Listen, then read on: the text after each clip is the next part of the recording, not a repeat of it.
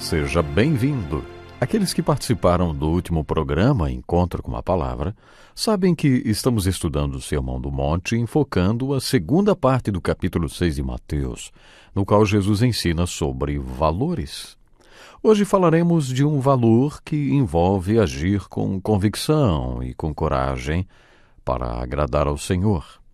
Nos versículos 22 e 23, Jesus disse: "Os olhos são a candeia do corpo. Se os seus olhos forem bons, todo o seu corpo será cheio de luz. Mas se os seus olhos forem maus, todo o seu corpo será cheio de trevas. Portanto, se a luz que está dentro de você são trevas, que tremendas trevas são." Como já dissemos, os olhos representam a mente. Se os olhos representam a mente e a perspectiva de vida que a pessoa tem, Jesus está dizendo o seguinte: nesta vida você pode ter um corpo cheio de luz ou um corpo cheio de trevas. Em outras palavras, você pode ter uma vida muito feliz ou o oposto, uma vida deprimente e triste. Vai depender de como você vê as coisas, de como você enxerga a vida, da sua perspectiva de vida ou dos seus valores. Jesus está ensinando outra lição muito importante. Se você tiver a perspectiva correta da vida, se você enxergar a vida da maneira correta, você pode ser feliz. Mas se sua perspectiva não for a correta, sua vida pode se encher de trevas. E como essa escuridão pode ser grande? A infelicidade e o potencial para a infelicidade é incalculável quando não se tem a perspectiva correta de vida. Este é um fato muito importante. As pessoas agem e gastam seu dinheiro, tempo e energia de acordo com a perspectiva de vida que têm. Esta é uma verdade sobre valores muito importante. E agora, mais uma vez, quero acrescentar um comentário sobre os cristãos. Existem muitos cristãos enfrentando um sério problema. Na verdade, acho que esse é o problema que os pastores mais enfrentam. Eu o chamo de esquizofrenia espiritual. O esquizofrênico é aquele que não tem uma visão única das coisas, é aquela pessoa que tem visão dupla. Comentamos sobre a letra de uma música que diz: "Destaque o positivo, elimine o negativo, nada de ficar em cima do muro." Em várias passagens, a Bíblia ensina que a pessoa que fica em cima do muro é infeliz. No livro do Apocalipse, encontramos as seguintes palavras de Jesus para a igreja de Laodiceia: "Assim, porque você é morno, não é frio nem quente, estou a ponto de vomitá-lo da minha boca." Por este versículo podemos dizer que não podemos ser do tipo de pessoa que fica em cima do muro. A afirmação de Jesus no versículo 24 levanta outra pergunta sobre valores. Primeiro, vamos ler o texto bíblico. Ninguém pode servir a dois senhores, pois odiará um e amará o outro, ou se dedicará a um e desprezará o outro. Vocês não podem servir a Deus e ao dinheiro. A pergunta que eu quero fazer é a seguinte: a quem ou a que você serve todos os dias? Ou com quem estão firmadas as suas alianças? Isso tem a ver com os versículos 22 e 23, nos quais os fatos são expostos. Se você não tiver a mente dividida, será feliz seguindo a Jesus. Mas se você é do tipo que quer o melhor dos dois mundos, se você crê, mas duvida, se você é um espiritual esquizofrênico, então você está tentando algo impossível. Jesus pediu entrega total. Qualquer coisa menor que isso leva à infelicidade. Uma vez ouvi a palestra de um psicólogo não cristão sobre os compartimentos de lógica. Segundo ele, todos nós guardamos conflitos dentro de nós. Um lado de nós crê e o outro não, mas não admitimos que tentamos conviver com as duas opiniões. Por exemplo, ele disse: os religiosos dizem, "O Senhor é meu pastor e não temerei", mas ao mesmo tempo sofrem com úlceras e enxaquecas e com ansiedade. Então ele desafiou sua audiência ao dizer o que esse tipo de pessoa faz. Ele mesmo explicou. É como se essas pessoas construíssem um muro em suas mentes, criando dois compartimentos de lógica. Em um desses compartimentos, colocam tudo que tem a ver com essa história de "o Senhor é meu pastor", ele explicou. Ao mesmo tempo que alimentam esse pensamento, não se permitem refletir sobre as úlceras, enxaquecas e ansiedade que demonstram que eles estão com medo. Enquanto essas pessoas se preocupam, não se permitem pensar que deveriam estar confiando nesse bom pastor. Essas pessoas mantêm esse pensamento fechado no seu respectivo compartimento de lógica. O que acontece, ele explicou, é que todos esses pensamentos conflitantes entram para o banco de memórias, pois todos possuem uma memória perfeita, capaz de nos fazer lembrar de todos os pensamentos. Essas pessoas, portanto, convivem com pensamentos conflitantes no seu subconsciente ou no seu banco de memórias. Esse subconsciente é como um copo que tem um limite de capacidade e que acaba se enchendo de pensamentos conflitantes. Quando isso acontece, o subconsciente manda um aviso para a consciência. É melhor você se livrar de tudo isso porque estou ficando louco. Tudo isso, ele explicou, pode levar à estafa ou ao esgotamento mental. O que acontece é que um lado do subconsciente às vezes tem o controle e às vezes passa o controle para o outro lado. Podemos observar isso em hospitais psiquiátricos e verificar que em alguns momentos o paciente parece contente, feliz, equilibrado, mas de repente é como se alguém desligasse uma chave e o outro lado do subconsciente assumisse o controle. E aí a pessoa se torna terrivelmente ansiosa e perturbada. Aquele psicólogo não cristão descreveu este quadro como esquizofrenia e falou sobre suas causas. Jesus ensinou o mesmo princípio 2000 anos atrás. A mesma coisa.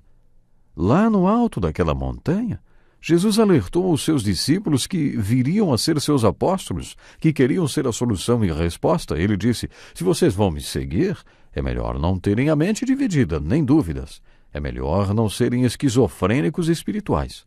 Vocês não podem servir a dois senhores. Não podem servir a Deus e ao dinheiro. Não dá para servir a Deus e a si mesmo, nem a Deus e à esposa ou ao marido. Não dá para servir a Deus com total comprometimento e, ao mesmo tempo, manter outro comprometimento. Ninguém consegue servir a dois senhores. Ou serve a um ou serve ao outro. Por isso a pergunta incisiva que se faz quando o assunto é valores, a quem ou a que você serve no dia a dia? Você viu como Jesus foi direto nesse ensino sobre valores? Existem outras perguntas implícitas. Com que o seu pensamento se ocupa durante todo o dia? Com que você se ocupa o dia inteiro? Como são suas atitudes? As respostas a essas perguntas servem como indicadores de quais são os seus valores. E a seguir temos esta passagem na qual Jesus levanta outra questão. Com o que você se preocupa? Vamos agora falar um pouco sobre sua ansiedade. Portanto, eu lhes digo, não se preocupem com sua própria vida, quanto ao que comer ou beber, nem com seu próprio corpo, quanto ao que vestir. Não é a vida mais importante que a comida e o corpo mais importante que a roupa? Observem as aves do céu. Não semeiam, nem colhem, nem armazenam em celeiros. Contudo, o Pai Celestial as alimenta. Não têm vocês muito mais valor do que elas? Quem de vocês, por mais que se preocupe, pode acrescentar uma hora que seja à sua vida? Por que vocês se preocupam com roupas? Vejam como crescem os lírios do campo. Eles não trabalham, nem tecem.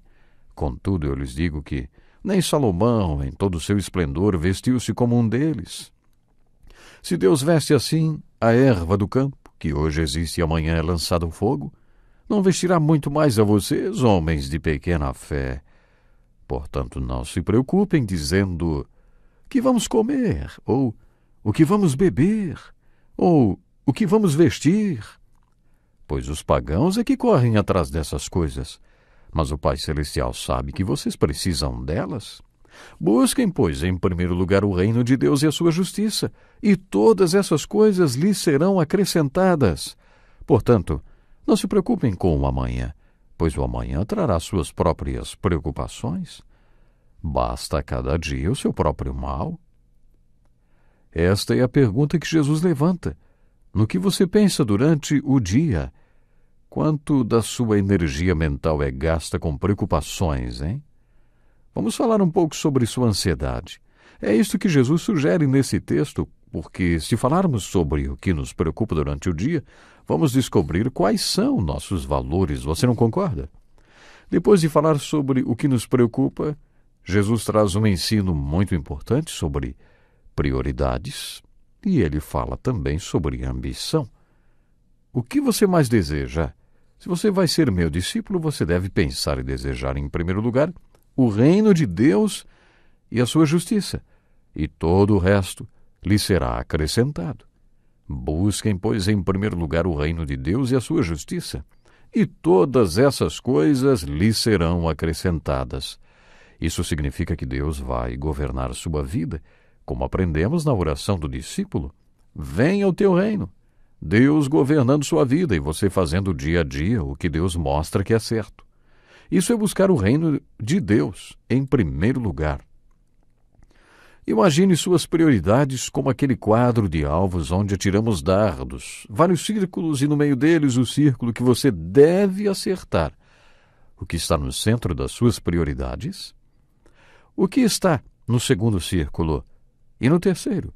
Jesus está dizendo que o centro das suas prioridades deve ser o reino de Deus e a sua justiça.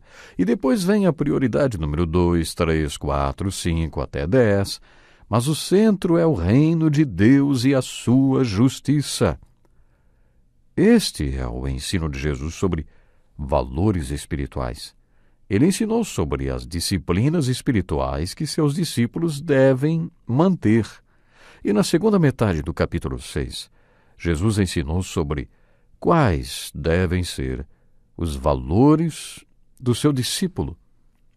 No próximo programa, Encontro com a Palavra, nós vamos estudar um pouco mais do Sermão do Monte. E como estamos aprendendo juntos, hein? Como é precioso juntos estudarmos a Palavra de Deus. Nesse caso, estudarmos o Sermão do Monte. Mais uma vez vou fazer a pergunta, terminando o programa de hoje. Quais são as suas prioridades, hein? Sua prioridade número 1 é realmente o reino de Deus? Não esqueça, se sua prioridade número 1 for o reino de Deus, todas as demais coisas serão acrescentadas. E as bênçãos são infindáveis. Pense nisso, meu ouvinte, Deus lhe abençoe e até o próximo programa. Este é um estudo escrito pelo Dr. Dick Woodward, na voz do pastor Edson Bruno. Até o nosso próximo encontro com a palavra.